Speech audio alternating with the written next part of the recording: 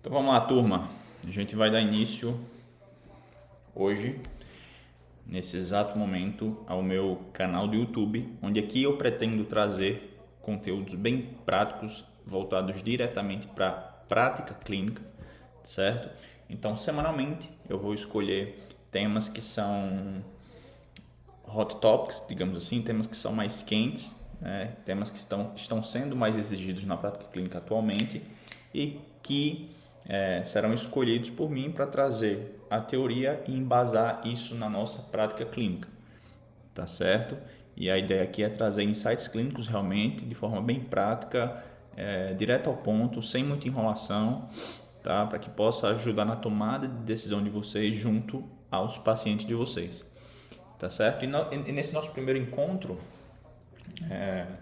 acho que não tem um tema que poderia ser melhor escolhido que não fosse o Monjaro, né? A nossa querida tirzepatida, que hoje é o medicamento mais atual que a gente tem hoje dentro, disponível na medicina no tratamento da obesidade. E aqui eu quero trazer para vocês hoje, basicamente, a utilização da tirzepatida, ou seja, o uso do Monjaro indo além do que somente a questão do emagrecimento, tá? Então a gente vai falar aqui da aplicabilidade do Monjaro, obviamente, no desfecho de emagrecimento, perda de peso e obesidade, mas também se valendo de como que essa redução no peso, esse emagrecimento acaba implicando na melhora de outras condições clínicas. Por quê? Porque a gente sabe que a obesidade é uma condição clínica crônica e sistêmica. A partir do momento que o indivíduo ele sofre com obesidade, ele acaba aumentando drasticamente o risco para o desenvolvimento de outras inúmeras condições clínicas. Logo, quando o indivíduo perde peso, emagrece e acaba controlando essa obesidade, ele acaba também paralelamente, indiretamente e diretamente controlando essas outras condições clínicas. Então vamos lá, direto ao ponto, tá? A gente vai falar hoje da tirzepatida além do que a perda de peso. E inicialmente, pensando na tirzepatida enquanto medicamento, né, abordando aqui o seu diferencial enquanto mecanismo de ação, a gente tem o famigerado GLP-1, tá? E esse GLP-1 a gente vai ter algumas aplicabilidades de forma mais direta desse GLP-1. Inicialmente a gente teria induzido, né, causado, sendo responsável por isso o GLP-1, o que a gente chama de saciedade induzida no sistema nervoso central. E aqui a gente está falando da inibição das vias de recompensa, ou seja, inibição de vias dopaminérgicas. Tá? O GLP-1 ele atenua o que a gente chama de food noise, que seria algo como o barulho da comida, uma espécie de ruído, né? Uma espécie de ruído mental, onde esse indivíduo tem uma preocupação excessiva e constante por recompensa através da comida.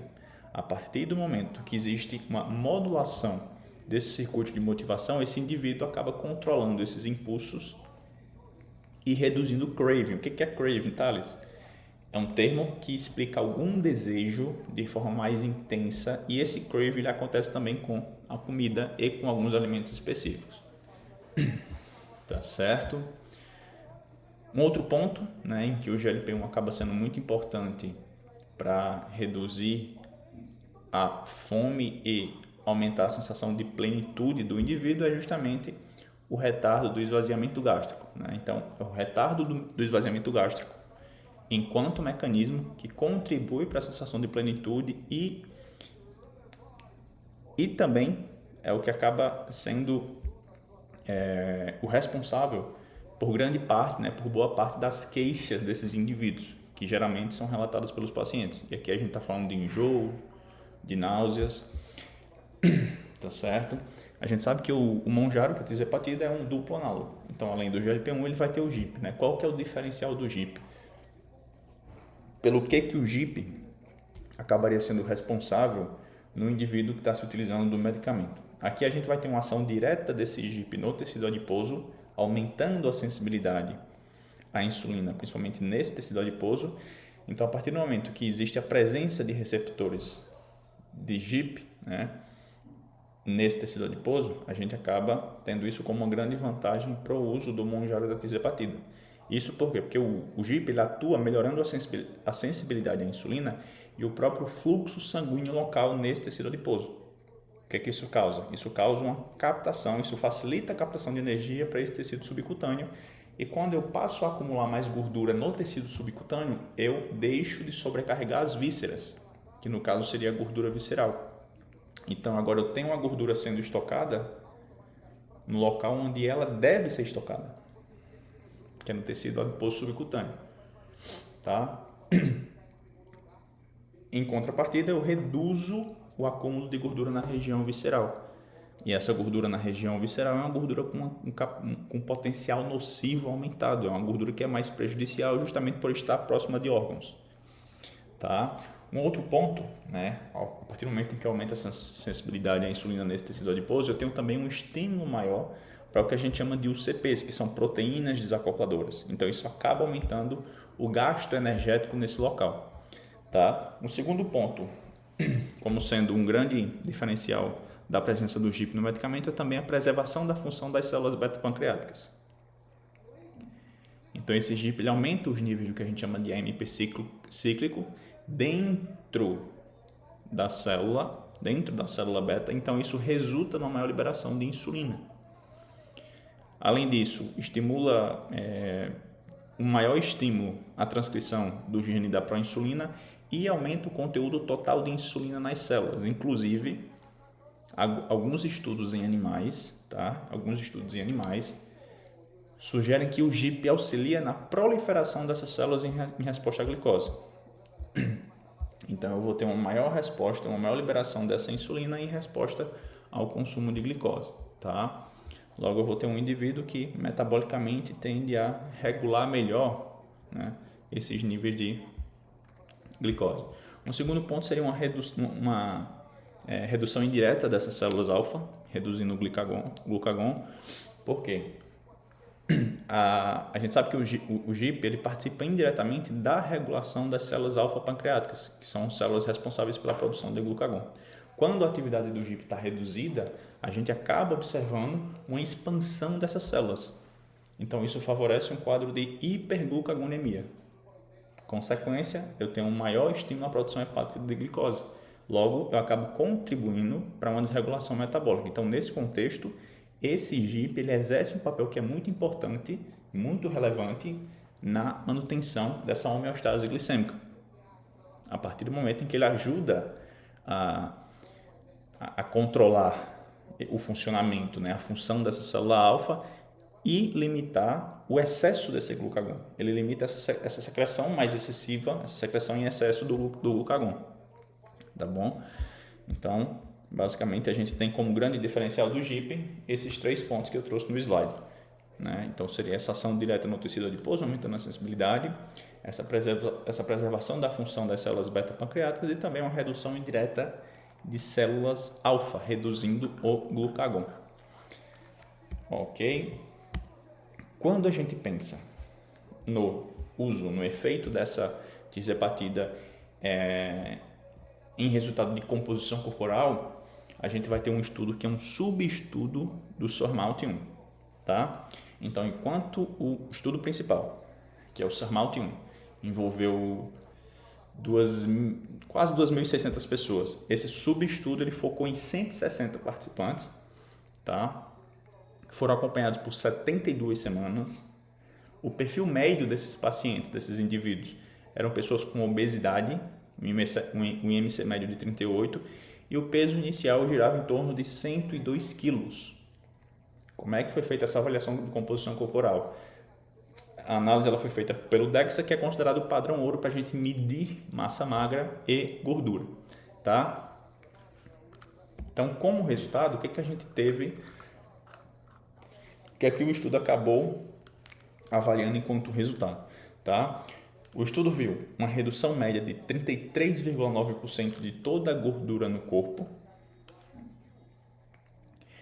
A perda de massa magra girou em torno de 10%, né, 10,9%. E quando a gente fala numa proporção ideal para essa perda, de peso, né, estratificando entre tecidos de gordura e tecidos de músculo, nós temos o seguinte: do total de peso perdido, aproximadamente 75% foi de gordura e 25% foi de massa magra.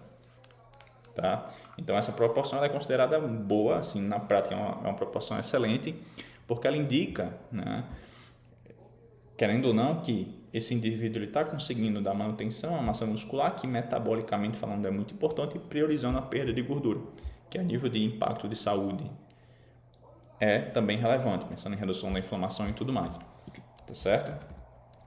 Então a gente vai ter aqui que os indivíduos eles tiveram perda de peso com a tirzepatida muito significativa, né? Grande parte dessa perda de peso, né, foi de gordura, e houve uma redução, né, uma manutenção significativa dessa massa muscular, implicando que esse indivíduo está reduzindo o peso de forma primária, perdendo muito mais gordura e conseguindo manter essa musculatura, favorecendo uma maior e melhor saúde metabólica, tá certo? É muito importante que na nossa prática clínica a gente não confunda, aliás, é muito importante que na nossa prática clínica a gente entenda bem o conceito de massa livre de gordura, né? O que seria, o que é que compõe a massa magra e o que seria exatamente massa muscular. Tá? Então, quando a gente olha para o resultado do estudo, é muito importante não confundir a perda de 10,9% de massa magra com uma perda exclusiva de músculo. Por quê? Porque a massa magra, ela inclui água, glicogênio, inclui órgãos, tendões, e como o músculo representa geralmente apenas metade da massa magra total, pode entrar. A perda de tecido muscular é ainda menor do que os 10,9% sugeridos. Então a gente teria algo em torno de 50% disso.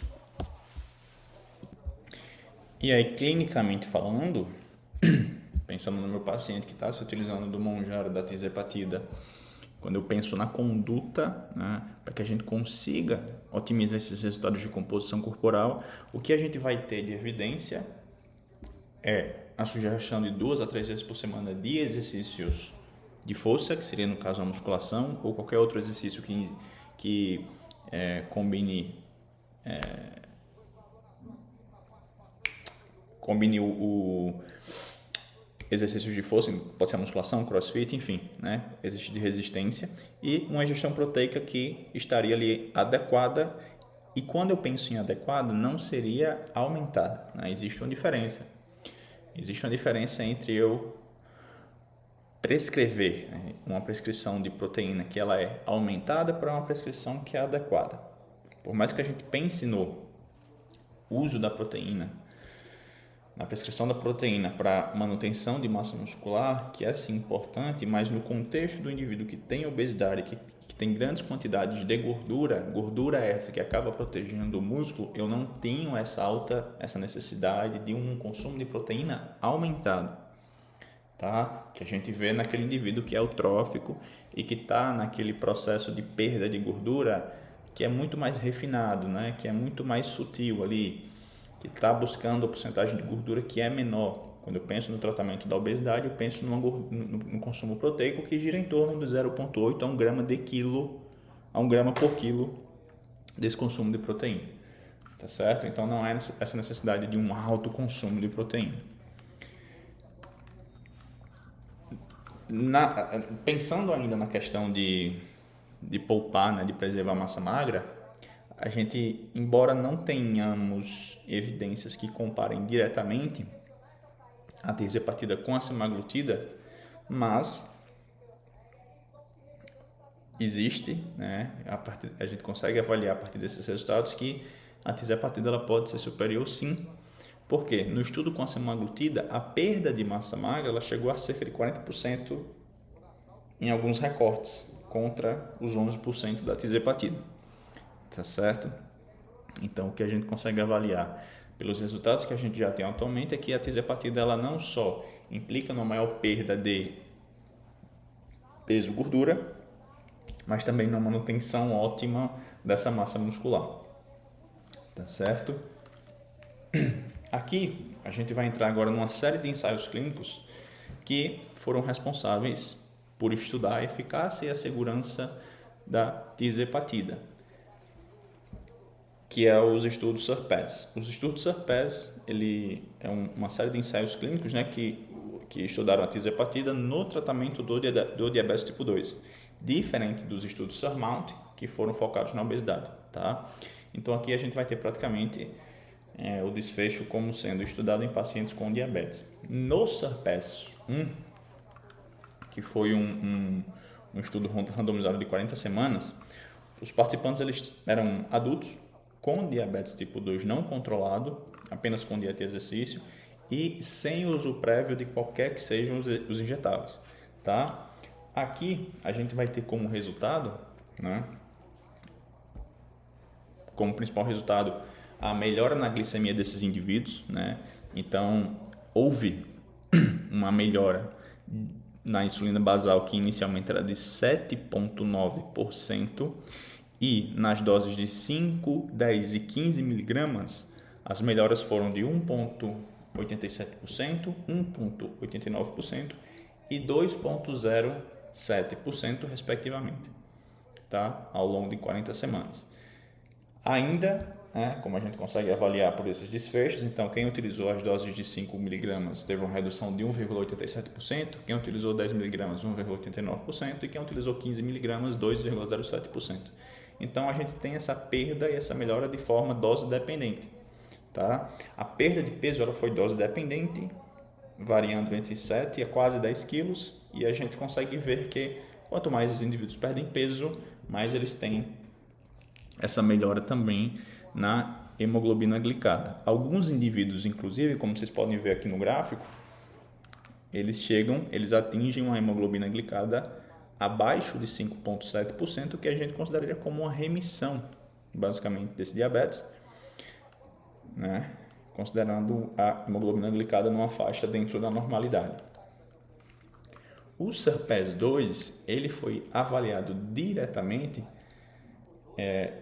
a tirzepatida e a semaglutida, apesar que a semaglutida nesse estudo aqui ele foi avaliado numa dose de 1 mg somente, o que é bem pouco, né? Você comparar 15 mg de tirzepatida, que é um medicamento onde a molécula ela é mais potente, né? Onde a combinação de molécula é potente, se comparado com um estudo que é um análogo, né? A tirzepatida é um duplo análogo, a semaglutida é um análogo somente.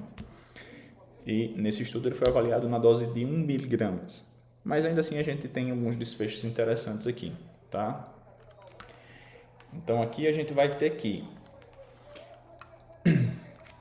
os resultados glicêmicos, né, apresentados pela tirzepatida foi superior, obviamente, né, em todas as doses, reduzindo a glicada na sua dose máxima, ou seja, 15 mg de tirzepatida na dose máxima, teve uma redução da hemoglobina glicada de 2,30% contra 1,86%, 1,86% da semaglutida, né? Por mais que tenha sido utilizada na dose de apenas 1 mg, mas ainda assim a gente consegue ter um efeito aqui bem interessante. De modo geral, nesse estudo, enquanto uma média de 19% desses indivíduos que se utilizaram da semaglutida atingiram uma glicada abaixo de 5,7%, no grupo da tirzepatida esse número chegou a 46%. Tá certo? Então a gente vai ter aqui uma tirzepatida tendo um efeito de redução na hemoglobina glicada de forma muito mais significativa e com um prognóstico muito mais interessante se comparado, o que é normal e esperado também, tendo em vista a dose reduzida da semaglutida, se comparado à semaglutida na dose de 1 mg. Tá certo?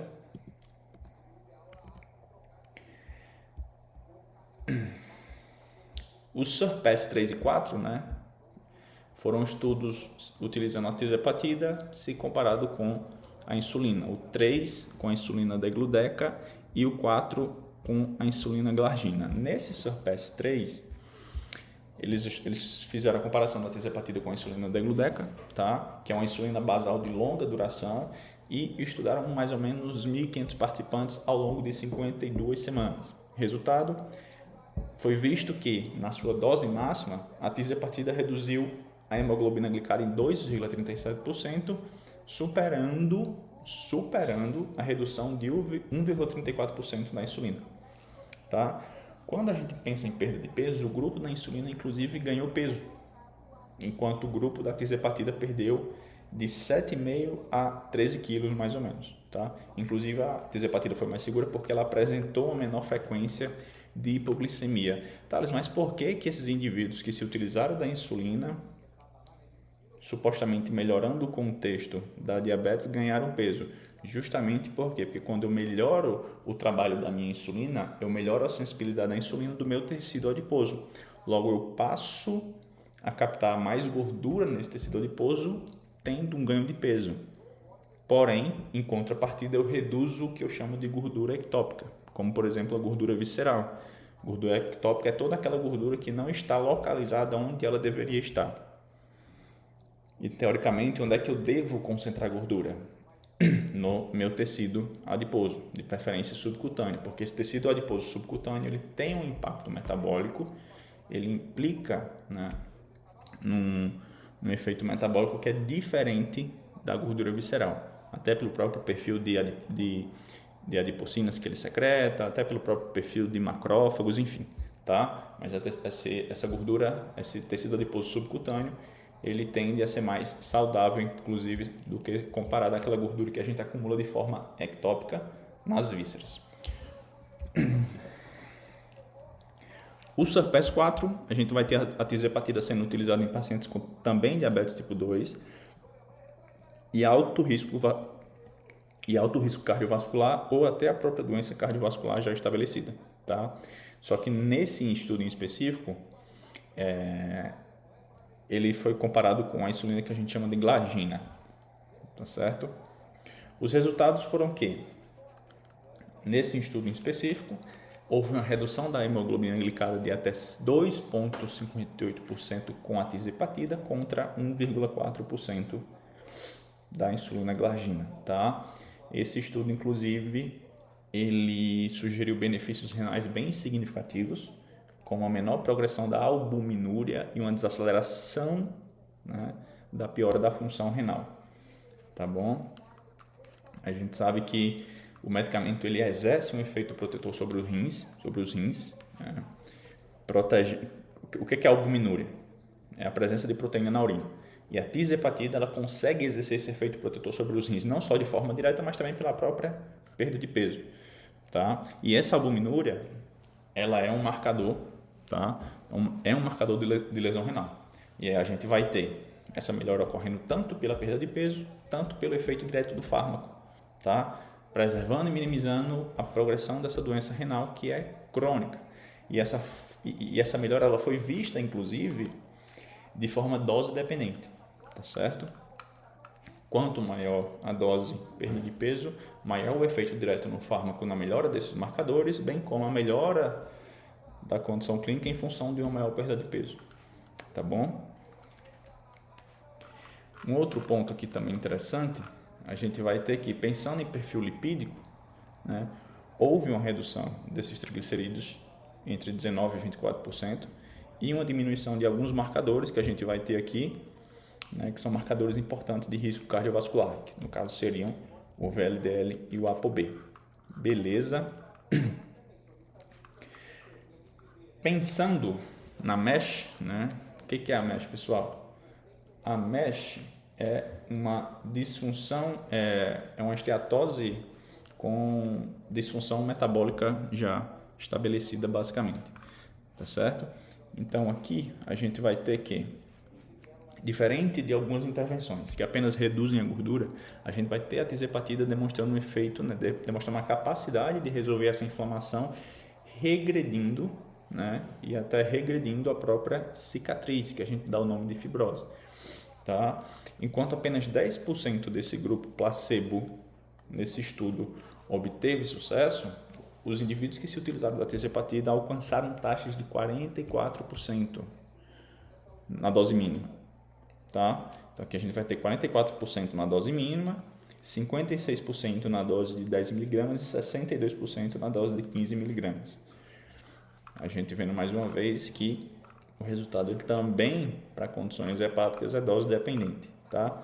Cerca de metade desses participantes apresentaram uma melhora de pelo menos um estágio na fibrose hepática, que é um resultado expressivo para uma condição que a gente tem hoje como sendo de difícil tratamento, tá bom? E aí a gente vai ter também uma redução dessas enzimas, né? Uma redução de até 57% nessa gordura hepática e uma queda de aproximadamente 50% nas enzimas hepáticas que a gente conhece como TGO e TGP.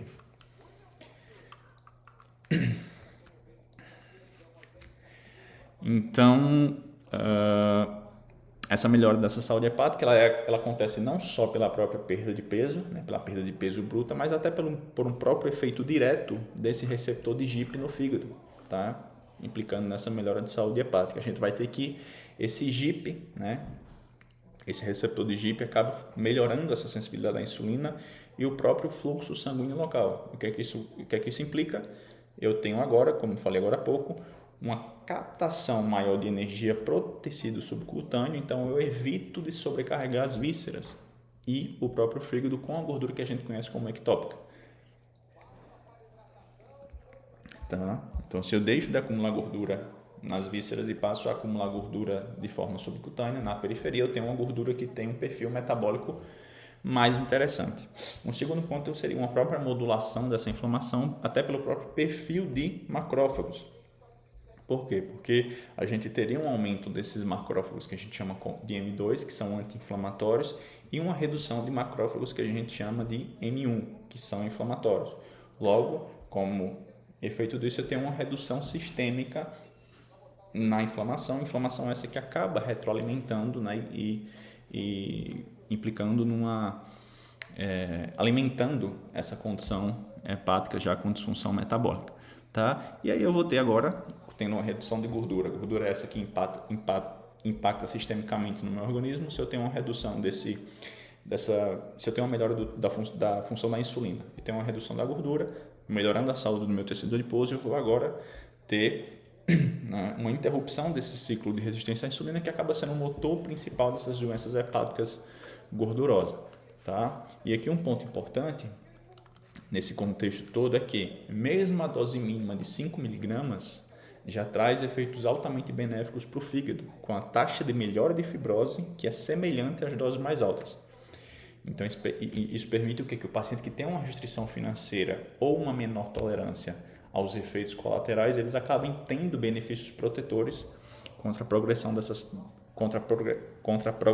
condição para cirrose e a própria insuficiência hepática, tá bom? Falando agora mais especificamente sobre a apneia, né? Esse estudo em questão, ele foi um estudo que analisou o índice do que a gente chama de índice de apneia e hipoapneia, que ele mede a quantidade de pausas respiratórias por hora de sono. E aí aqui a gente teve isso avaliado em 2 cenários distintos: pacientes sem uso de CPAP e pacientes em terapia com CPAP. Nos pacientes sem uso de CPAP houve uma redução, né? Foram indivíduos que apresentaram uma redução de 25,3. Deixa eu mostrar o gráfico aqui. Foram pacientes que apresentaram uma melhora de 25,3 eventos por hora com o uso da tirzepatida. Tá? Já os pacientes que estavam em tratamento com o CPAP, eles tiveram uma redução ainda mais significativa, de 29,3 eventos por hora. Então, essa melhora na respiração, ela é atribuída em grande parte à perda de peso que acaba sendo acentuada por conta do medicamento. Então, isso acaba reduzindo a obstrução das vias aéreas. E aí eu vou ter um indivíduo que dorme, que tem uma maior qualidade do sono. E aí você, como um bom nutricionista que estuda, sabe, né, de toda a importância do sono no impacto que ele tem em relação à alimentação, impulsividade, reatividade, enfim. Então, além da redução dos eventos respiratórios, o tratamento com a tirzepatida, ele tem todo esse benefício metabólico e fisiológico direto, como a gente acabou de ver, na oxigenação e também na pressão arterial. Por quê? Porque se eu melhoro o sono, eu acabo melhorando eu tenho uma melhora na saturação dessa oxigenação, tá? E eu acabo reduzindo a minha pressão arterial sistólica. E aí, se eu melhoro o sono, tem uma melhora em todo o contexto de perda de peso e alimentação, eu acabo também reduzindo, querendo ou não, meu perfil de inflamação, né? Que é justamente o que os estudos avaliam. Eles detectam a diminuição desses marcadores inflamatórios de forma sistêmica, tá? Então, a melhora no sono ela é como um efeito cascata. Por quê? Porque ela beneficia o organismo como no todo, tá? E aí a gente vai muito além do que somente a questão de emagrecimento e estética, tá?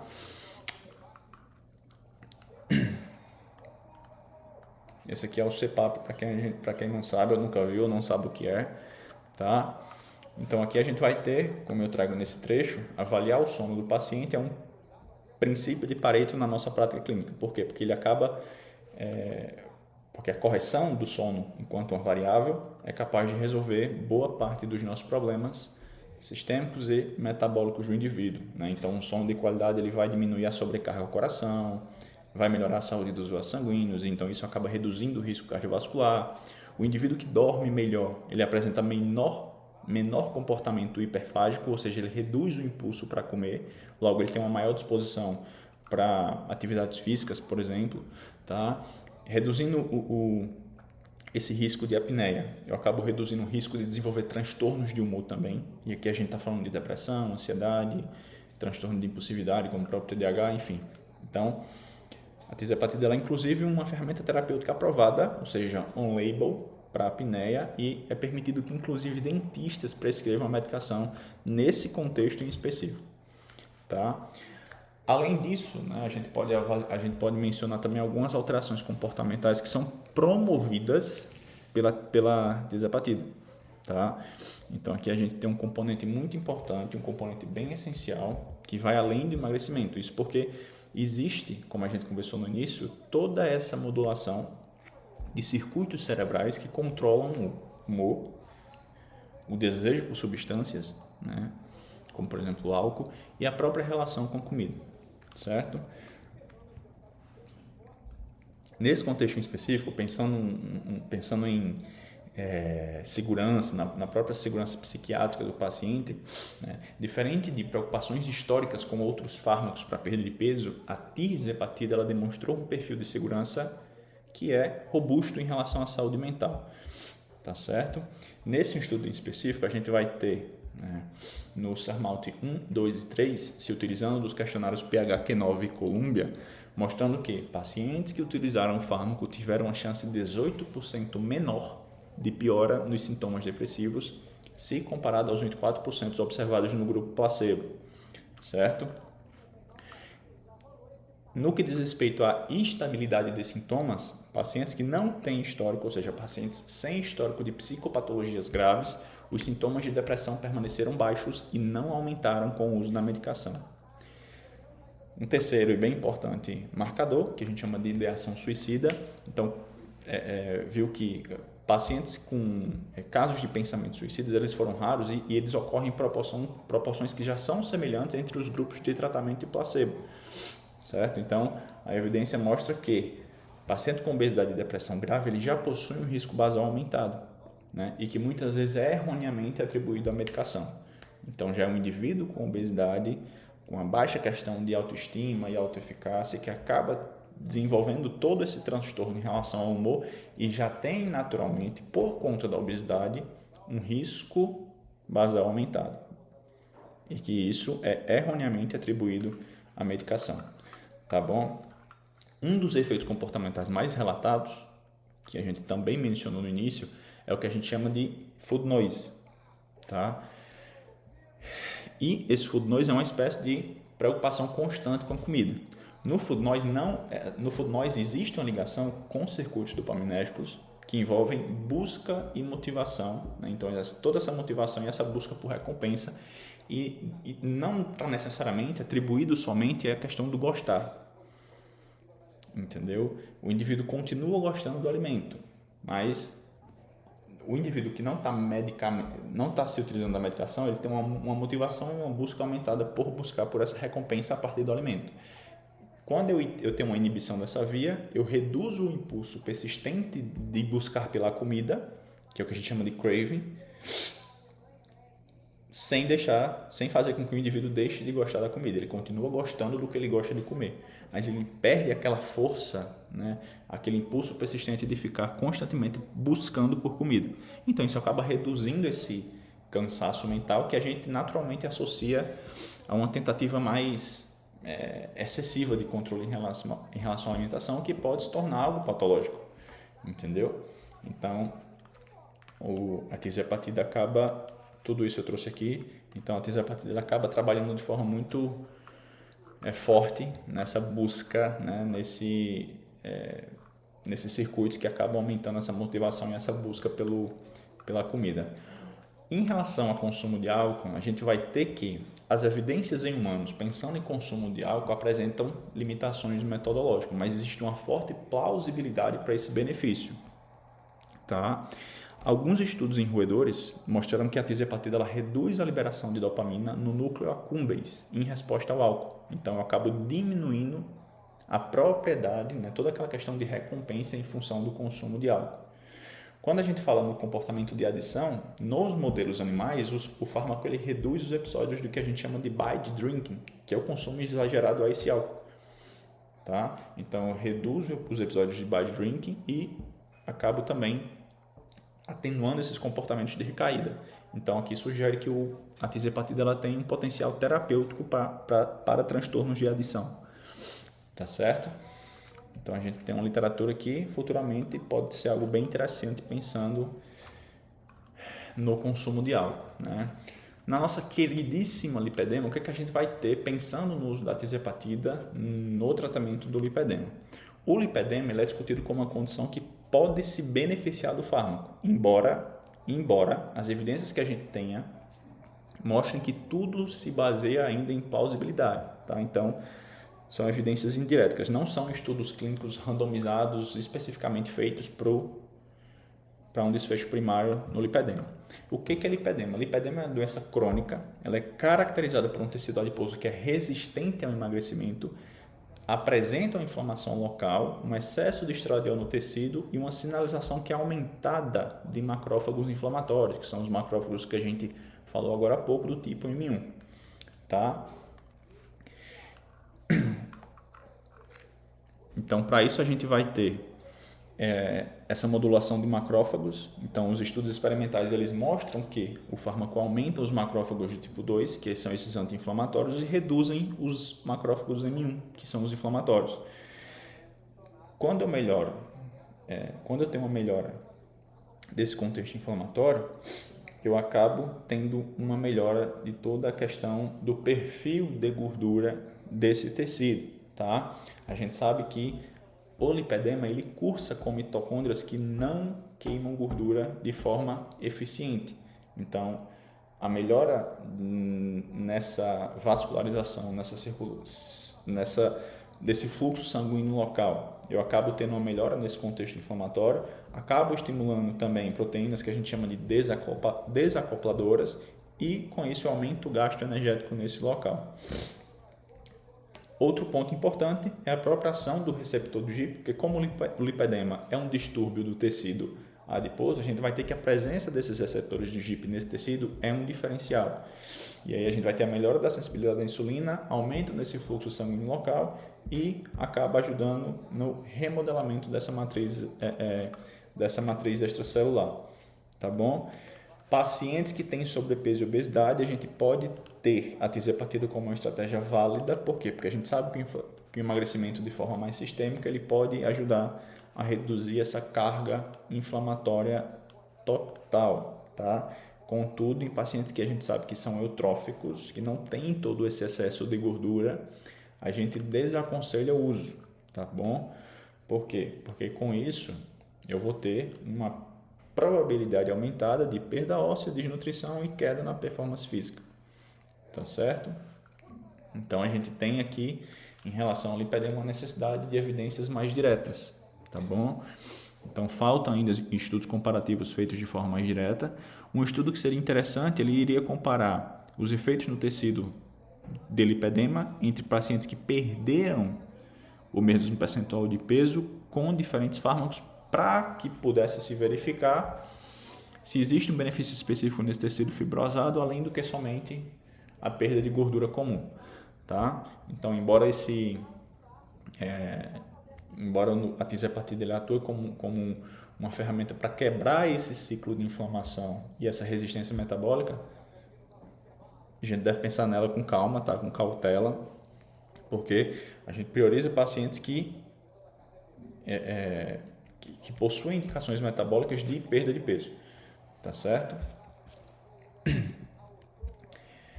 Já finalizando, né, a gente vai ter essa plausibilidade da tisepatida também no contexto da SOP. A SOP é uma das condições mais discutidas devido à sua forte ligação com a resistência à insulina, né, e a gordura visceral.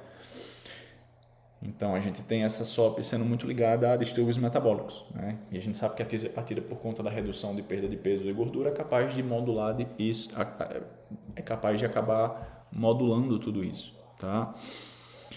Em relação à resistência à insulina, a resistência à insulina não é um dos critérios oficiais para diagnosticar a SOP, mas a gente tem de 60% a 90% das mulheres com SOP cursando com resistência à insulina, tá?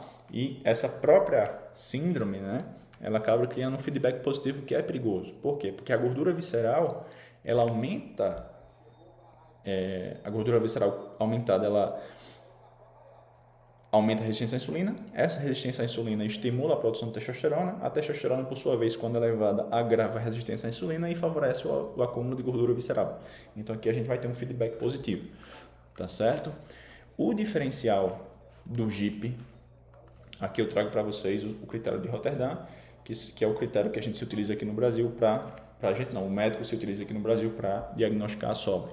No contexto da tisepatida, a gente vai ter esse GIP como sendo um grande diferencial, tá? Então, o papel da tisepatida na SOP é considerado superior a de outros medicamentos, como a semaglutida, devido à sua ação de forma muito proeminente no receptor de GIP.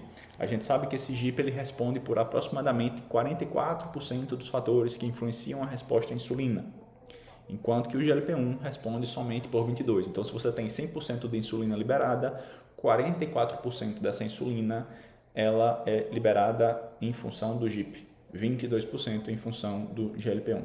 Tá? Então, a gente vai ter aqui um GIP que preserva a função das células beta-pancreáticas, melhora a sensibilidade à insulina de forma mais robusta, o que acaba por favorecer a quebra do ciclo de hiperandrogenismo na SOP.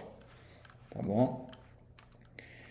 Pensando no contexto de gordura visceral e hiperandrogenismo, característico da SOP, o medicamento ele promove uma redução muito expressiva nessa gordura que a gente chama como visceral, cerca de 40%, como a gente viu em alguns estudos, tá? E esse achado é particularmente relevante, já que a gordura visceral ela é fortemente associada à resistência à insulina e às alterações metabólicas que são características da síndrome. Então, se o indivíduo ele acaba reduzindo, o indivíduo que reduz o acúmulo dessa gordura, diminui os níveis circulantes de insulina e tem toda essa melhora metabólica, então a gente vê que o medicamento ele atenua o estímulo exercido sobre as células da teca ovariana, que são células responsáveis pela produção dos andrógenos, como a própria testosterona, e como consequência a gente pode ter uma melhora dessas manifestações clínicas que a gente observa na SOP, que aqui a gente vai ter o quê? Acne, hirsutismo e a própria irregularidade menstrual, tá certo? Óbvio que aqui a gente precisa entender o que é plausibilidade clínica e o que é evidência direta. As evidências que a gente vai ter disponíveis hoje no tratamento da SOP, no uso da tisepatida na SOP, elas são biologicamente plausíveis, mas ainda não podem ser atribuídas de forma definitiva. Tá?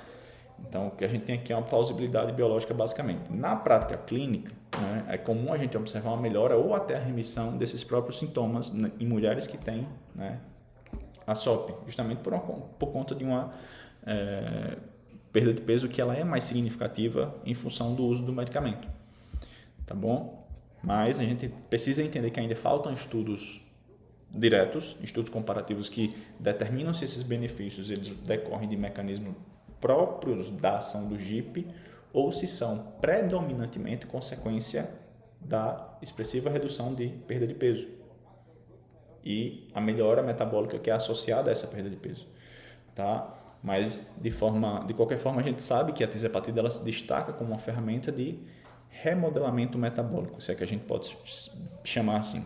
A partir do momento em que eu reduzo o excesso de insulina, ou seja, a hiperinsulinemia, reduzo a adiposidade visceral, eu acabo contribuindo para vias que particularmente implicam nessa melhora do que indo além do que a somente perda de peso, tá? Então tudo isso impacta diretamente em mecanismos que sustentam a própria síndrome.